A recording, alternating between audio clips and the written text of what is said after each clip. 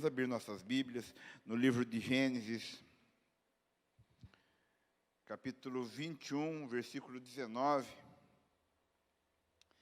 Eu vou pedir para os meninos da projeção manterem a Bíblia aberta, porque a gente vai viajar aí do versículo 14 ao versículo 21.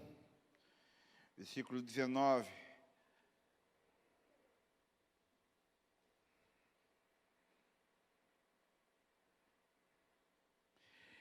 Abrindo-lhe os olhos, viu ela um poço de água, e indo a ele, encheu de água o odre e deu de beber ao rapaz. Amém? Pode se assentar. Senhor, nós estamos na Tua presença, estamos na Tua casa, nessa tarde de milagre, de bênçãos. Pedimos que a Tua palavra seja liberada do altar sobre as nossas vidas, em nome de Jesus. Amém. Glória a Deus. Estamos na campanha do Deus da provisão. O que é provisão, irmãos? Provisão, um dos significados da provisão é ver antes. Mas provisão não é apenas ver antes, porque ver antes também é prever. E prever é só ver antes. Mas provisão é ver antes e a favor. Sabe quando você diz providencie algo, ou já está providenciado, é que alguém antes da situação, antes das circunstâncias, viu aquilo e viu a favor, organizou aquelas coisas de maneira a favorecer. O Deus da provisão significa que Deus vê antes, e Ele não apenas vê antes, mas Ele vê em nosso favor. Esse versículo conta a história de uma mulher chamada Agar. Agar era uma jovem egípcia e era serva. Ela era escrava na casa de Abraão. Ela era estrangeira, ela era mulher e ela era escrava numa época em que era muito difícil para as mulheres, uma época que era muito difícil para estrangeiros. Ainda hoje é, mas há alguns milhares de anos era mais difícil ainda. Então, Deus tinha feito uma promessa a Abraão. Deus tinha dito a Abraão: Abraão, de ti eu vou levantar uma grande nação, te darei filhos, descendência, prosperidade e bênçãos. Mas Abraão já era avançado em idade, e sua mulher Sara também. E eles, na impaciência, e é justamente na impaciência que nós fazemos as piores escolhas, que tomamos as piores decisões. Eles, de repente, inventam de dar um jeitinho para Deus. Vamos dar um jeitinho para ajudar Deus. Sara pensou: eu já estou velhinha, está aí a Agar, jovem, bonita. Abraão, faz um filho com ela. Sem consultar a Deus, fizeram do jeito deles. Então Agar engravidou e deu à luz a um menino chamado Ismael. Mas Ismael não era o filho da promessa, Ismael não era o filho da aliança de Deus. E Deus falou: Abraão, meu negócio não é com Agar, meu negócio é com Sara, meu negócio não é com Ismael. Eu vou te dar um outro filho. Porque Deus queria que Abraão esperasse pelo milagre. E Isaac era o filho do milagre. Então, alguns anos depois, nasce Isaac, o filho do milagre. E lógico que agora Sara e Agar não se dão bem. Nunca se deram, mas agora chegou o filho da promessa. E quando o filho da promessa chega, não há lugar para o filho da ansiedade, para o filho da antecedência. Prover é diferente de anteceder. Prover é diferente de se precipitar. Eles quiseram providenciar antes de Deus. Esse é o problema.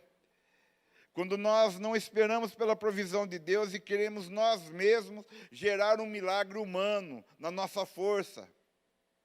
Não que não devamos trabalhar, decidir, caminhar, mas existem momentos que precisamos esperar em Deus. Abraão e Sara não esperaram em Deus e criaram uma grande dificuldade. E agora, então, as mulheres começam a discutir entre si, as crianças não se dão mais, e chega o dia, então, em que Abraão precisa mandar Ismael embora de casa. Então nós temos aqui a história de Agar, uma mulher, estrangeira e escrava. E agora temos a história do seu filho Ismael. Vamos lá no versículo 14 ao 16, meninos. Versículo 14, do mesmo capítulo. Diz assim: levantou-se, pois, Abrão de madrugada, tomou pão e um odre de água. Eu enxergo ainda, Gil, estou melhor. Pô-los às costas de Agar, deu-lhe o menino e o despediu.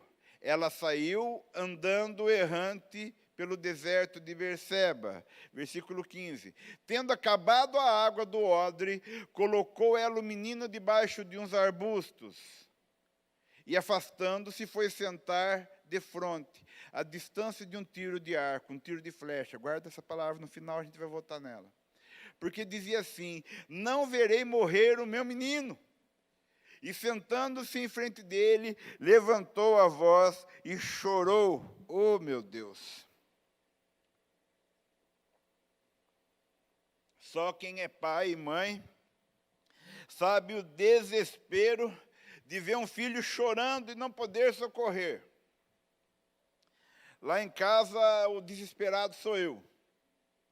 Até mais tranquila. Samuel, agora Samuel vai passar vergonha. Cadê o Samuel? Hora de passar vergonha, Samuel. Cadê o Samuel? Está lá em cima? Parece que ele proveu que eu ia falar dele. Samuel dava um suspiro mais fundo no berço, eu já estava lá em cima. Botava a mão, o dedo assim na frente do nariz dele, parecia que ele estava respirando. Pai ansioso. E eu acabei deixando minha esposa também ansiosa. Eu me lembro que uma vez a gente estava na praia, no Guarujá, no shopping no Guarujá, ali fervendo na época de temporada, com alguns casais amigos. E de criança só tinha o Samuel e a Sofia. Nós éramos o único casal que tinha filhos. E a Sofia no colo de alguém ali, e o Samuel do lado da T, de mãozinha dada. Daqui a pouco a T: Márcio, cadê o Samuel? Cadê o Samuel? Meu Deus, cadê o Samuel? Cadê o Samuel? Cadê o Samuel? Daí a pessoa falou: T, ele está dando a mão para você. E a Sofia, quando pequenininha, ela tinha muitas dores de ouvido. Tanto que ela precisou fazer uma cirurgia para colocar uma canopla para que a secreção escorresse.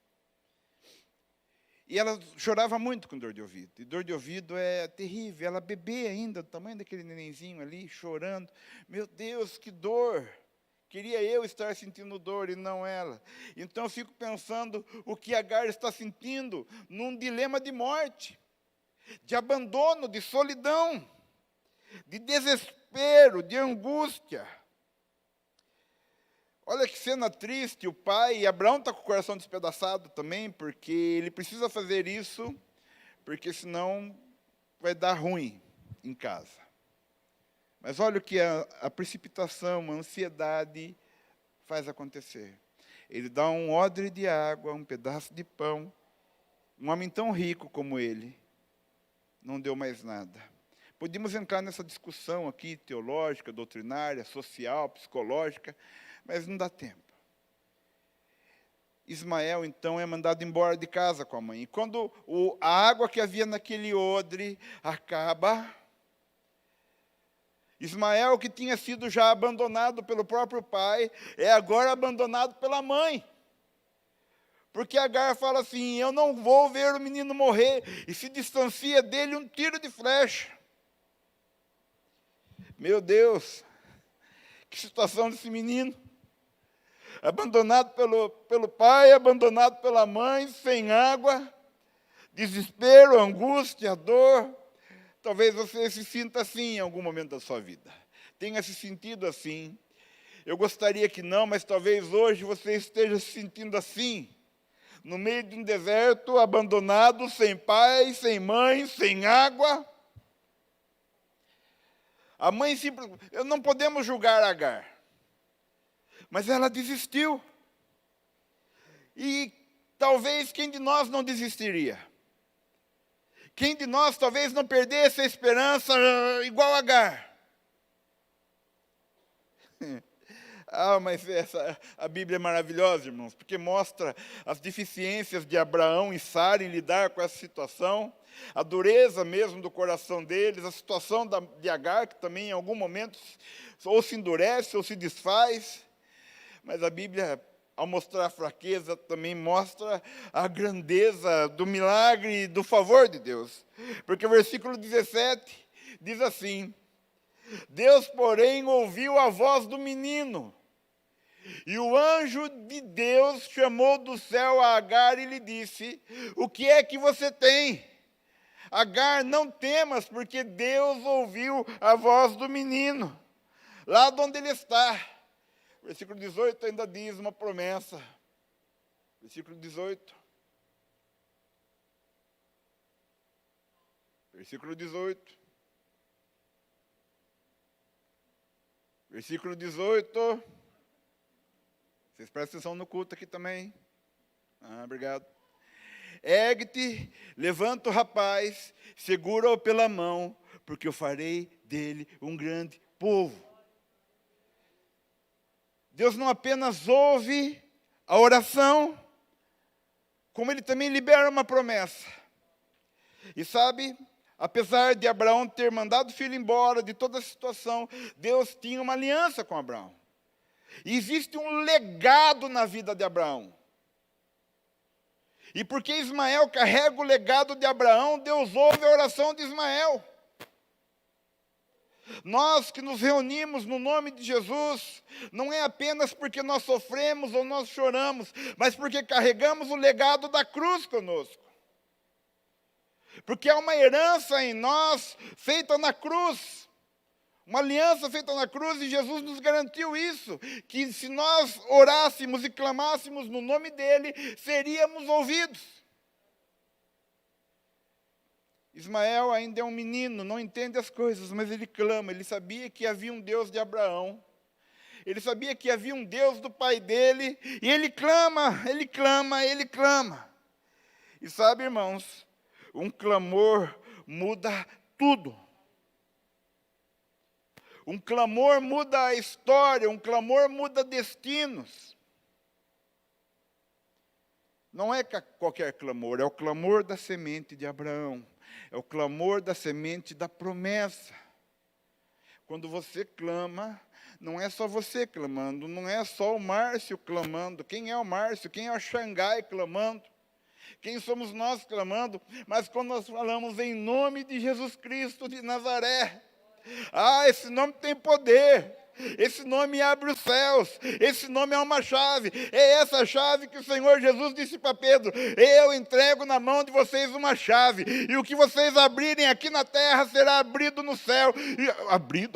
E o que vocês fecharem na terra será fechado no céu. Tem uma chave nas nossas mãos e há uma autoridade nesse nome. Só que tem algo interessante no versículo 19. Versículo 19 diz assim: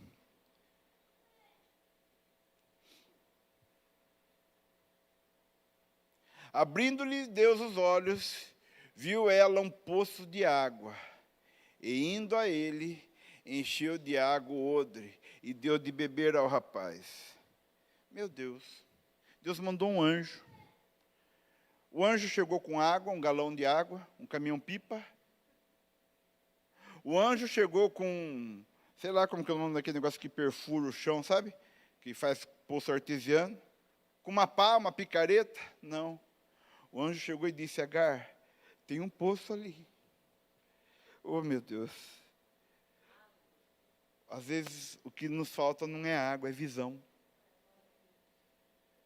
Por isso que o Deus da provisão, Ele abre nossa visão. Às vezes a provisão de Deus não está em dinheiro. Não tá. Ontem o Gil, o pastor Felipe falou, acho que o pastor Felipe falou: se você sabe cozinhar, use isso. Se você sabe fazer um pão, use isso. Às vezes Deus não vai dar dinheiro. Às vezes Deus não vai fazer que a gente fique amigo de alguém rico, de uma figura importante na política. Deus apenas vai abrir a nossa visão. O pastor Toninho contou a história esses dias que ele ia ser vendedor de consórcio, mas ele foi vender copo. antes de vender consórcio. E o copo deu mais certo, né, Marcelo? Parece que está dando certo até hoje. Às vezes o que Deus vai fazer não é abrir uma porta, mas é abrir os nossos olhos. Eu falo, Deus, abre minha visão, ainda mais eu que tenho os olhos rasgados. Abre mais. A falta de visão, meus irmãos, nos leva à prostração, nos leva ao desespero, nos leva à desistência. Agar desiste do próprio filho. E não é que Agar não amasse o filho. Muito pelo contrário, é por amar demais. Não quero vê-lo sofrer, então eu abandono. Aliás, é por isso que muitas mães abandonam os filhos. Por julgar, não ter condições de criar, de cuidar. Por não querer ver sofrer. Podem chamar de covardia, de egoísmo, não importa. A gente não pode julgar alguém quando não estamos na pele dessa pessoa. Mas eu pergunto para vocês, o que é que rouba a nossa visão? O que foi que roubou a visão de Agar? O que impediu que Agar visse aquele poço? Porque tudo que ela precisava ali era de água. O medo rouba a nossa visão. Foi o medo dos discípulos no barco que impediu eles de reconhecerem Jesus, confundiram Jesus com um fantasma. Jesus vinha andando sobre as águas. O pessoal fala do Michael Jackson, né, o Moonwalker, né? Jesus foi andando sobre as águas. E eles não viram, eles acharam que era um fantasma. Porque o medo rouba a nossa visão. Outra coisa que rouba a nossa visão é a incredulidade. Porque não cremos, não vemos. Porque Jesus disse, se creres, verás.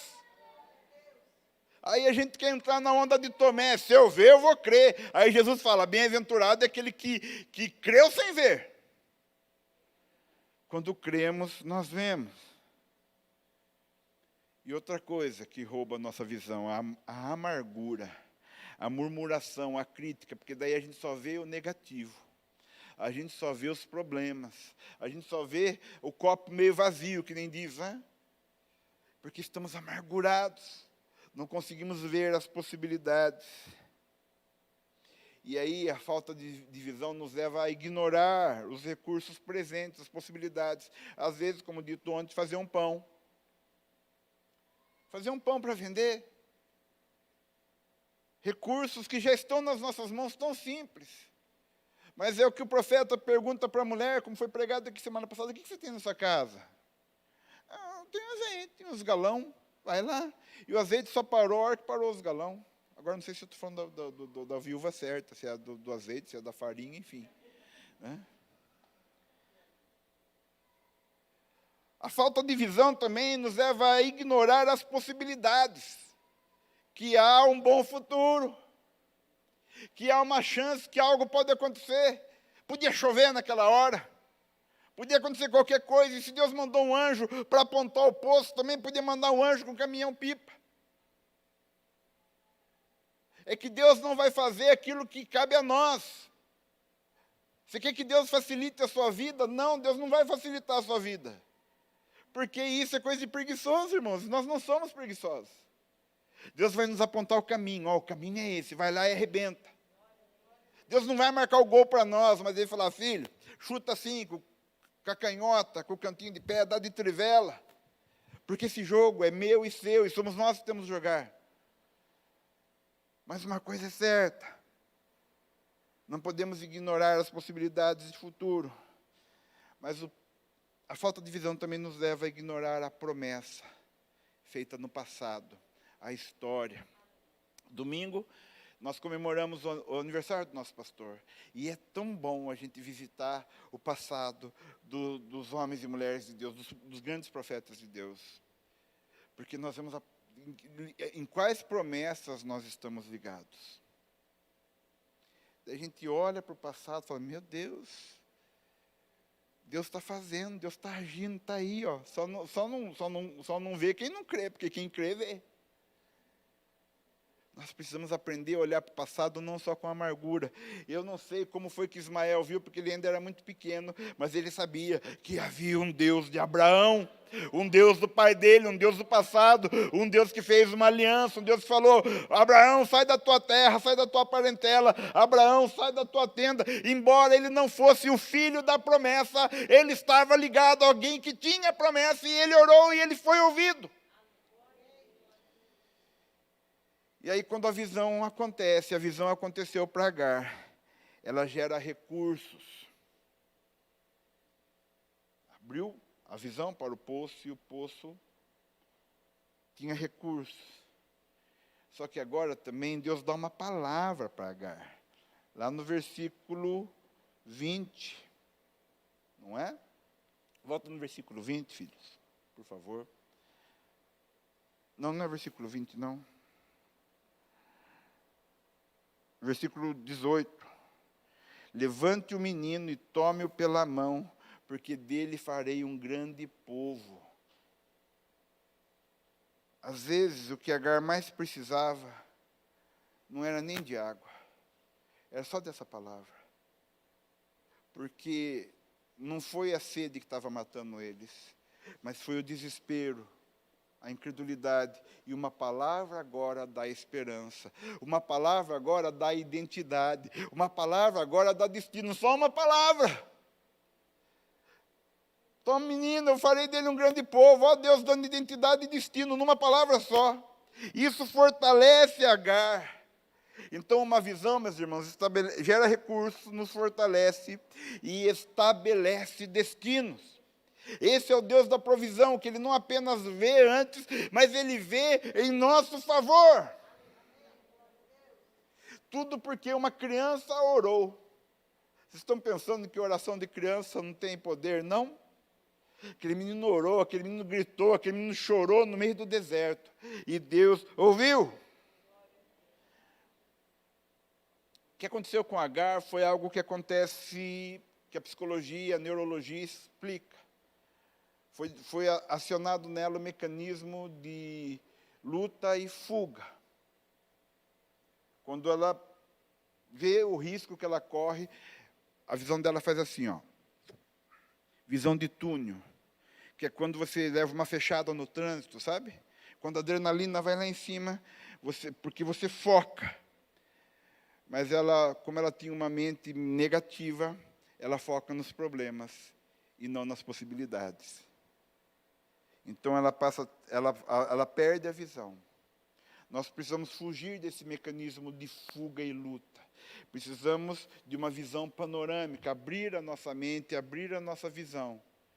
E uma visão agressiva, de combater, de ir atrás, de correr, de trabalhar, porque nós temos um Deus que trabalha em nosso favor. Quando a gente faz uma campanha aqui, como é feita na tarde da bênção, no culto do milagre, e agora na tarde da bênção também é uma campanha, e a pastora Marcela disse, não é superstição, irmãos, é uma maneira de ativar a tua fé, fazer com que você saia da sua casa na quinta tarde e venha ao templo, ouvir a palavra, orar, sair do lugar não de comodismo, como eu disse, nós não somos preguiçosos, mas no lugar de esconderijo, de medo, de pavor, e vamos agredir. Vamos agredir pela fé, vamos lutar, vamos atrás. Agar falou, não, eu vou fugir porque... E às vezes, meus irmãos, a resposta está debaixo dos nossos olhos. O pastor Toninho conta uma história da fábrica de pasta de dente. Tinha um problema que na linha de montagem, na hora dos tubos de pastas irem para dentro da caixinha, muitas caixinhas chegavam vazias. E aí contrataram vários engenheiros e parou a fábrica e foi uma fortuna, mas mesmo assim, caixinhas continuavam indo vazias. E chegava lá no consumidor final. Aí tinha o Severino.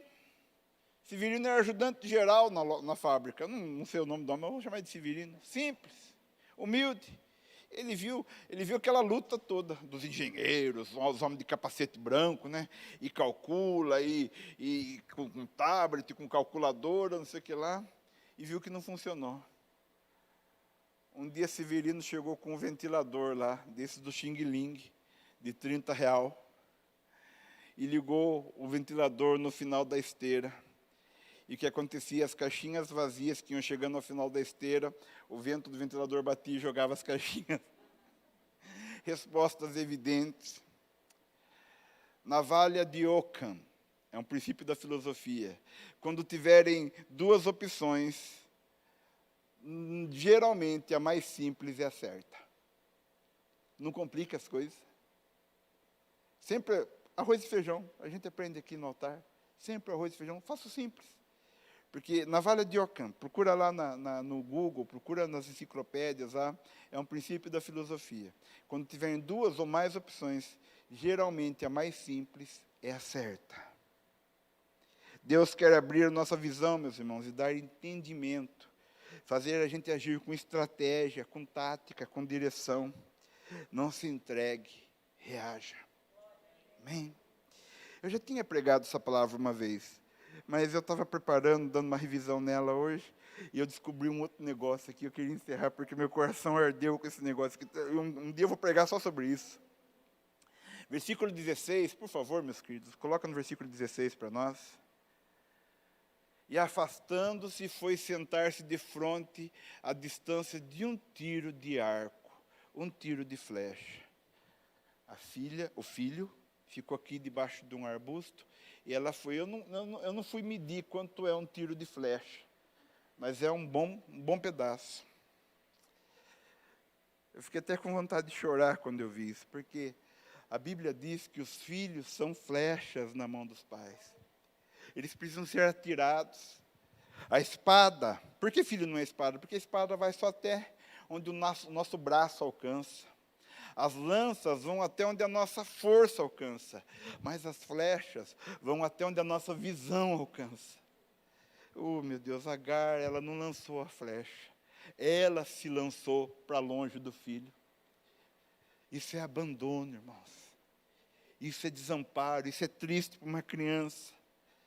E Ismael foi ferido naquele momento. Mas sabe como acaba essa passagem? Olha o versículo 20 como acaba. Versículo 20 diz assim, Deus estava com o rapaz, e ele cresceu, habitou no deserto, e se tornou o quê? Flecheiro. Os nossos fins estão escondidos nos nossos começos, os nossos destinos estão lá na nossa raiz. Onde você foi ferido, é onde Deus vai te honrar. O propósito da tua vida está escondido na onde o diabo tentou te destruir. E sabe o que é isso? É provisão. Deus fala, eu vou dar para ele o que tiraram dele. Eu vou dar para ela o que tiraram dela. Ele foi abandonado, ele foi deixado como uma flecha esquecida, pois eu vou fazer dele um homem que atira flechas. Deus vai fazer de você um provedor, uma provedora, alguém que gera recursos, alguém que lança semente. Faltou a semente? Então Deus vai fazer da tua vida uma sementeira. Fica com essa palavra em nome de Jesus, porque você serve o Deus da provisão. E esse Deus da provisão, Ele ouve o clamor dos filhos da promessa. Amém? Deus abençoe vocês. Pensando na comunidade e para facilitar a vida de cada um, nossa igreja possui 3 formas para devolvermos os dízimos e as ofertas. Você pode comparecer em um dos cultos em nossa igreja ou entregar para nossos pastores de plantão. Lembrando que o templo fica aberto das 8 da manhã às 18 horas. Você pode fazer uma transferência bancária, sendo TED ou DOC, do banco de sua preferência, ou um depósito direto no caixa, lembrando dos nossos dados para depósito ou transferência. Agora, você pode usar o Pix, um jeito prático e rápido de fazer pagamentos. Para fazer é muito fácil. É só acessar o aplicativo do seu banco e escolher Pix. Clique em transferir e coloque a chave do destinatário. Na nossa igreja, a chave é o número do CNPJ. Digite o valor, confira os dados da conta e clique em transferir. Pronto, transferência realizada com sucesso. Para entregar o seu dízimo ou a sua oferta, faz um Pix.